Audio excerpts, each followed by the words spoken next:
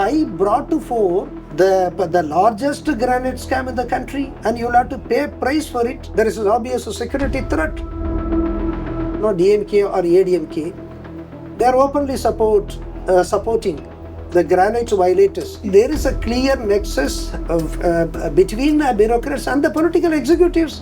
Without the support of bureaucrats, no quarry can be mined. The democracy is completely abused in our country in the name of religion, in the name of caste. A real leader cannot divide people of this country on the lines of religion, on the lines of caste. Superstar Rajinikanth called you when he was supposed to launch a political movement. So what happened that time, sir? I was not very keen and interested to go and meet him. Electoral politics is not my cup of tea. Vijay's Tamil Nadu, they are also emerging with youth power. The film stars have huge advantages because of the glamour they have created. To the hurdles, he has to cross. He should think. There's this speculation outside that saying that you got a call from Vijay's party and you're likely to join with them. You're also likely to lead them. I can't answer. I support Tamil nationalism. I have greater love for my language. I have greater concern for my people. When my people were brutally and mercilessly killed as a part of their genocidal design and plan of that merciless government, I was devastated. Obviously, there is a clear nexus between bureaucrats and the political executives.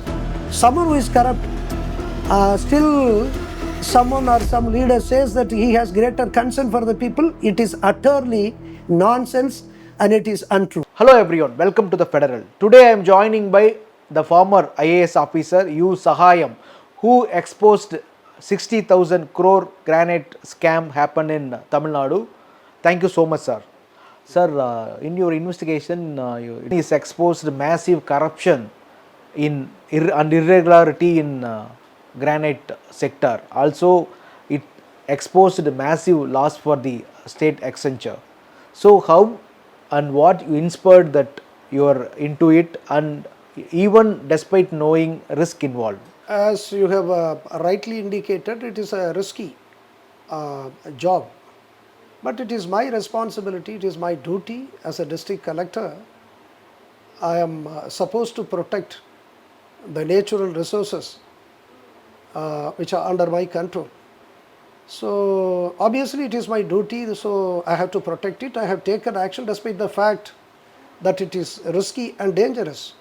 So basically I want to say that it is my responsibility, and that's the reason I am appointed there as district collector. That's the reason I am paid by public exchequer.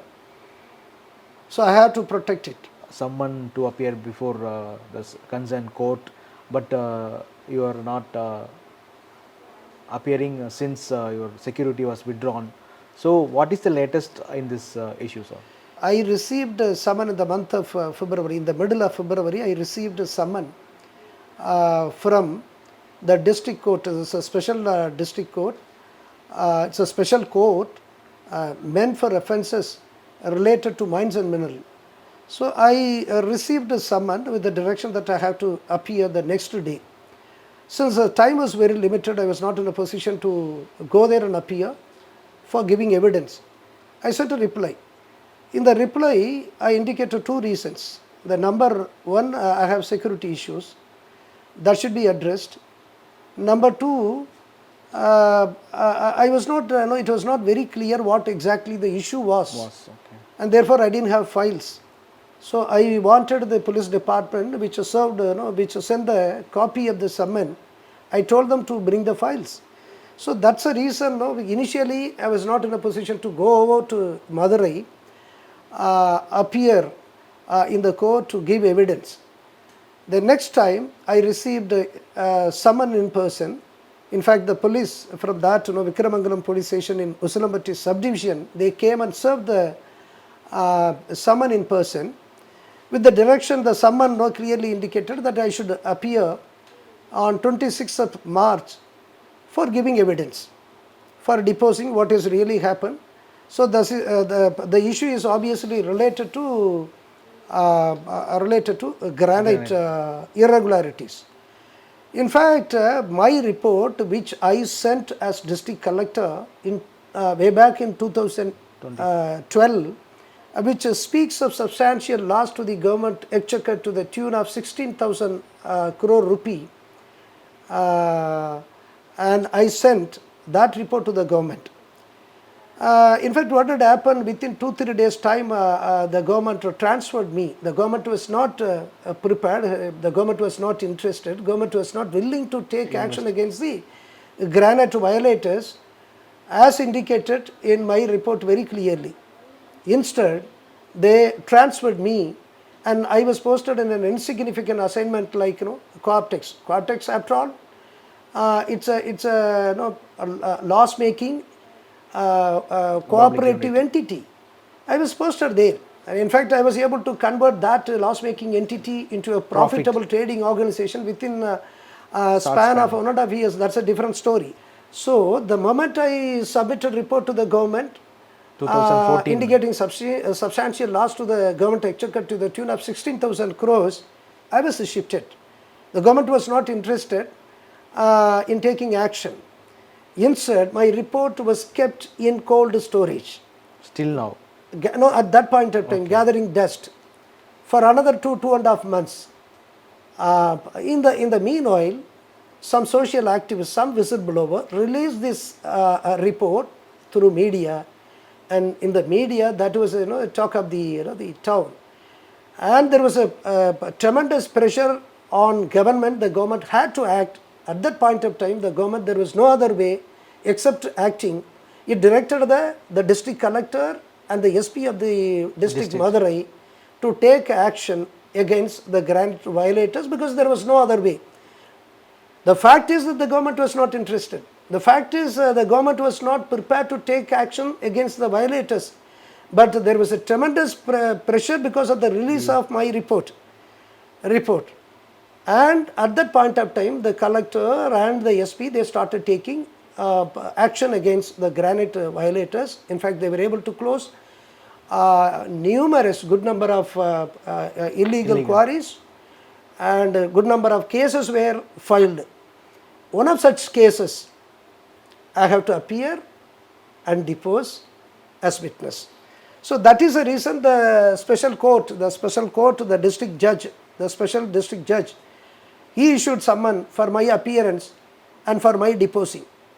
And in the reply, which I sent it to the special public prosecutor, I clearly stated that I am not in a position to appear in the court for deposing on account of the fact I have a security issue. Correct. There is an obvious security threat. And I have also indicated very clearly that the security which was ordered to be provided by the Honorable High Court of Madras was unilaterally withdrawn by the state government in the month of May 2023. Now I have no security. The DMK government all sudden during 2023 withdraw the security which was given by the court. So do you think any political motivation in this decision? Cutting across the political the background, whether be it DMK or ADMK, they are openly supporting the granite violators. That's very obvious and apparent. All these the political parties, whether it is ruling party or opposition party, they are supporting granite violators. So the provision of security is a clear reminder of a greater devastation caused in Madurai. In fact, the whole such a precious rural infrastructure was completely, totally devastated and destroyed. Sir, you state that withdrawal of security is unbiased by the bureaucrat. Can you just elaborate what kind of threat you faced or your family member faced so far? No, that is a reality. I will have to live with that. That is a reality.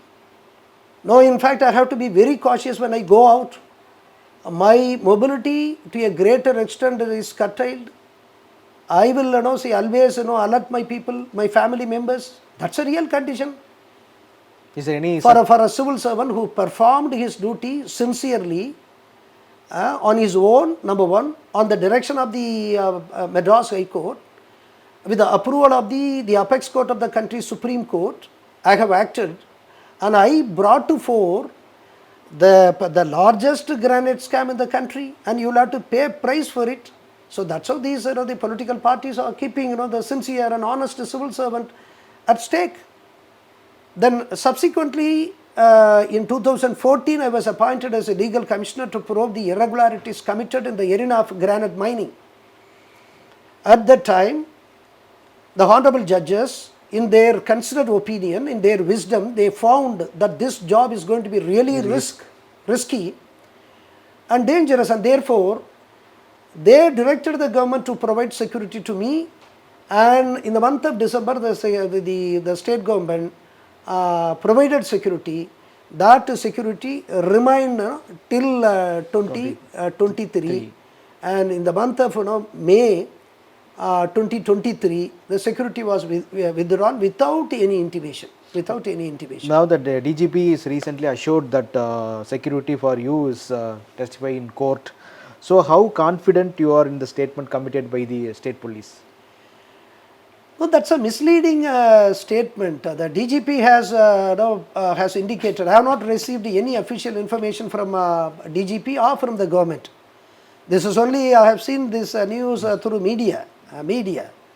I understand that he says that I have not made any issue with regard to provision, the withdrawal of my security for the past 2 years. It is misleading and false. It is apparently misleading and obviously false. The moment the security was withdrawn, I wrote to Commissioner indicating that my security was withdrawn without any information. I have not been consulted. I have not been informed. So immediately I wrote to the Police Commissioner of Chennai, Greater Chennai, number one. Number two, in the month of August and in the month of October, I wrote to I wrote to the then Chief Secretary and then DGP twice. 2 letters, on 2 occasions I sent communication. I sent a letter to them with a plea that the security withdrawn should be restored. That was not done at all. In fact, I did not receive any information. I did not receive any information in this regard, either from Chief Secretary or from the DGP till November, despite the fact that I had sent 2 letters earlier. Only in the month of December 2023, I received a letter from DGP stating that they had conducted a security review committee in which they took a decision on the ground there was no security threat to me. And which means this communication went on for 6 months. The statement of DGP that I have not made any cry or issue out of this withdrawal for 2 years is not false. Is false. It's not true. I in fact attempted. I wrote to them with a plea that the security withdrawn to be restored. That was not done at all. So that should be understood. What do you think about the bureaucrat also is not supporting? Obviously there is a clear nexus between bureaucrats and the political executives. They are also supporting granite violators. Without the support of bureaucrats, no quarry can be mined. The loot, no loot can be resorted to without the support of the bureaucracy. So the bureaucrats also support granite violators. That's the reason without even getting information from me, unilaterally they withdrew the security provided to me. It's clearly unfair, biased, flawed, and planned. In a very designed way they have resorted to such a withdrawal only to support granite violators, to create vulnerability for me. I have become more vulnerable to such obvious risks and danger. And look at the incidents that good number of incidents that have occurred across the state Even the Jahabar Ali, a social activist and a poor person, he is hailing from a particular small village, a small village, and he was fighting against a mafia. On umpteen occasions, on numerous occasions, he presented petition to the authorities, be it collector, be it tahsildar, revenue division officers and the police officials. Mining also, yeah. He is talking about, he is making a hue and cry. He cried from the top of a roof, and nothing was done, nothing tangible was done. So and he talks about it's such a loot involving substantial amount to the tune of 800 crores, 900 crores. Ultimately, he was killed. He was killed by mafia. So I come across a lot of activists who's fighting against it, illicit quarry or irregularities in mining. What you have unearthed is a tip of iceberg, according to my observation, because only you are reported exposed only Madurai, but in Pudukkottai, in Krishnagiri, there are a lot of happening in other districts also. Now, the original order passed by the Honorable High Court, that was meant for complete inquiry covering the entire state. It's a larger inquiry covering the entire state, all the districts. But the government was determined, it was very firm that my jurisdiction was reduced to Madurai district, because the government was not prepared to extend the support to me. And then when I made a plea with the Honorable High Court, the High Court also initially said that now you just go and concentrate your work in Madurai district, later on we can expand. But that never happened. The government was pretty serious. This inquiry should be confined to only Madurai district. Otherwise, I would have done inquiry across the state. Maybe the volume would have been much larger, bigger. We would not have imagined the proportion, the magnitude, the scale of such illegalities, irregularities resorted to, and the massive and the mammoth the loss, fiscal and pecuniary loss that occurred to the government exchequer. Yes, sir. You resigned from IAS post in the reportedly ambition of starting a political movement. So what kind of struggle you faced to start a anti-corruption movement, which also reported that it could be converted as a political movement? Electoral politics is not my cup of tea. On umpteen occasions, I have made this amply clear, very clear. I am just thinking something beyond electoral politics, like a movement for the youth, movement for the Tamils. Because in electoral politics today, it is controlled by money and muscle power, and the divisive politics is a norm today. It is beyond the imagination. Our democracy is completely destroyed. So I am thinking of something like mass movement, like our forefathers, what they have created when we were under British rule. It's like freedom movement. If the youth are interested in a mass movement, which is going to fight for the rights of this land, which is going to fight for the rights of Tamils, I am just thinking of that kind of mass movement. If the youth are really interested, if the youth are really willing, and I am interested in joining them, that kind of mass movement is considered to be more powerful, more formidable than the electoral politics. Sir, we know that once superstar Rajinikanth was called you when he was supposed to launch a political movement. So what happened that time, sir? See, he called me in fact twice or thrice. He in fact sent a message through his close friend who was a film producer, a bigger person.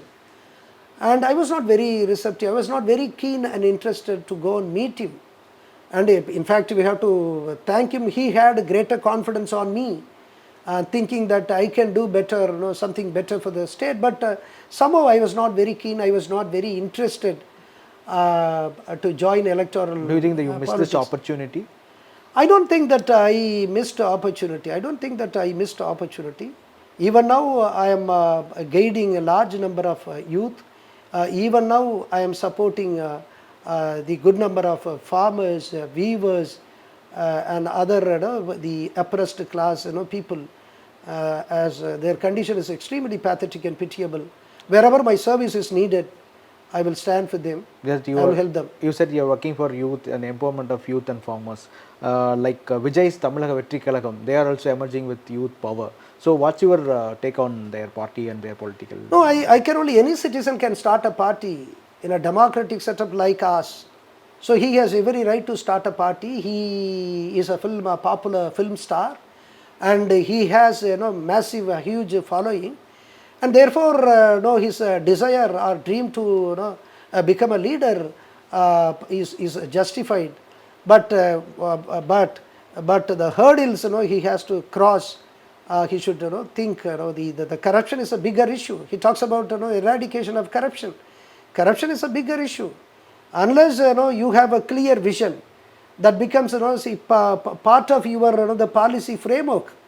What exactly you are going to the policy that you are going to have in your you are drafting, the policy framework that must be there to guide your the second level leaders, and you have to train them. Because today the government is corrupt, today the bureaucrats are corrupt, because they are reflecting the society, because the society itself is corrupted. So you have to train the youth who are following you, and you will have to make them understand the evil consequences of corruption, and they have to become matured. Honesty is a sort of a character indicates a higher level of the maturity and understanding. And that kind of work you have to do. Anyway, I can only wish him all success. How you see that from film star become a politician and want to drive our country, I mean our state. So do you think it's a no? Yeah, as I earlier said, that every citizen of the country has right to dream or desire to become the leader, to start a political party. That is their right. It is well justified. But the film stars have huge advantages because of the glamour they have created all along. They have that advantage. But to me, that advantage alone is not sufficient. And any film star who starts a party with a great dream, they have to go to the root actually. They have to go to our villages. The villages, after all, India lives in villages. The farmers are the backbone, and they have to start building their movement from the root, from the villages, understanding the difficulties of a large number of our farmers, our working class, and our people from the oppressed and suppressed class, Dalit, whatever problems they face, and their leaders and cadres should have clear and correct understanding about it. And they have to start addressing those problems. They have to understand their grievances. Those things are to be started at grassroots level. A leader should go to villages and start building his movement in the villages. And he has to, either any actor, he has to strain every nerve to build the such a movement from grassroots, from ordinary people. That's how I can tell any actor like Vijay. There is a speculation that you are invited by Vijay's TVK party and you are likely to lead them, likely to guide them. So is there any fact in this speculation? No, so speculation cannot be answered. It's only speculation. There is no... It's only speculation. Every time such a speculation is spreading around, and every time I can't answer. So I have my own vision. It's very clear. So what's your vision, sir? My vision, I told you, I love my country, more specifically my Tamil Nadu. I have greater love for my land. It's my soil. And cutting across the religious and communal castes, the barriers and bars, I love them. They are my people. More specifically, I have greater love and concern for poor people. And I have to make them aware of their rights and to protect the rights of the Tamils and to uplift them. I have a dream. I may start a movement with the help of the youth. It's like mass movement, not exactly the political movement which believes in electoral politics. Nam Tamilar Katchi leader Seeman also praised several occasions about you and your work. He also said he is fight for Tamil welfare. So your thought process and Simon's thought process also fit in some places. So do you agree with his political ambitions? No, I can't make statement about every leader's actions, their visions. The Tamil pride, the nationalism. When I saw the total devastation, it's such a planned and genocidal killing that occurred in Sri Lanka. I was also devastated as a person who's hailing from Tamil land. I have greater love for my language. I have greater concern for my people. When my people were brutally and mercilessly killed as a part of their genocidal design and plan of that merciless government, I was devastated. And that way, I support Tamil nationalism. On the other hand, I just want to say that I can't make statement about every individual's leader's approach and the vision. Your work has inspired many, but some critics argue that your focus on anti-corruption lacks a broader political stuff. You are saying that Tamil value, Tamil culture. So how you are going to manage this lack, sir? No, it is possible. Only someone who loves your land and only a person who loves your people can be upright. He can only maintain integrity. If a leader has real and true love for his soil and his people, he cannot be corrupt. And I have greater love. It's a true love for my people, the poor people, ordinary people. I can never be corrupt. That's the reason, despite many hurdles and crippling hurdles, I was able to maintain that kind of integrity because I have greater love for my people. If I am corrupt, if I want to make money for my family may need money. After all, everyone needs the fiscal requirement actually. Money we need. But that's a different story. I have greater love for my people. The opportunity which I got and everyone should get. And I have great love for my people. Any leader who has a greater love for his people cannot be corrupt. Someone who is corrupt, still someone or some leader says that he has greater concern for the people, it is utterly nonsense and it is untrue. But generally, the democracy is at stake. A real leader cannot divide people of this country on the lines of religion, on the lines of caste. A real leader should love every citizen cutting across their communal background. A person who hates someone on the ground of religion, he cannot be a leader at all. What is happening in the country? It's a divisive politics. It's really destructive politics. And how can you call it actually? The democracy is completely abused in our country in the name of religion, in the name of caste.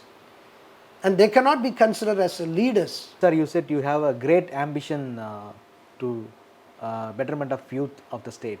So on what platform you are going to make them to come and how you are going to train them? So what's your plan, sir? No, at this point of time, I don't have greater design or plan for creating a movement. If there is a necessity, I will try to organize youth of this state for a movement of that nature. But a lot of youngsters, they come and tell me that they are facing numerous problems in terms of better education, quality education, in terms of the better employment, and a lot of issues and lot of problems they face. And they on occasions they try to share with me, and they say that there is no future for them. And they are also talking about corruption, which is rampant in all spheres of administration, in all spheres of governance across the state and across the government. And they are also saying that the condition of the farmers, who are considered to be the backbone of this country, is extremely pathetic, pitiable, poor. And the condition of the handloom weavers is extremely appalling, poor, and the condition of the oppressed and suppressed, the Dalit, the people, their rights are infringed on many occasions in numerous places, and they want to have a change. They want to have a change, and I also believe in our governance. The more democracy should prevail in all spheres of administration. Lot of discretion, either the IAS officers or IPS officers, they have lot of discretions. There is no democracies. Even for my case, there is no democracy at all. And on their own, they took some colored decision, such a colored decision only to support granite violators. Where is the democracy? They have not secured, they have not obtained my considered opinion, whether you have any threat issue, you have received any information, you have any threat perception. Somebody has come and told you any information they have not received. But they themselves decided the fate of an IAS officer in an undemocratic method. There is no democracy at all. Still people they suffer from colonial hangover. And more democracy should prevail in all spheres of administration. I do believe that. And we have to make our institutions, our government more democratic. And therefore the participation of the people should be there in all spheres of administration. I am just thinking in that way. I don't have a greater plan at this point of time. Definitely considering the problems the youth face today, and they themselves will understand the necessity for starting a movement. At that point of time, definitely I will be with them. I will join them. I will support them. In case of necessity, I will guide them. Thank you so much, sir, for joining with us. Thank you so much.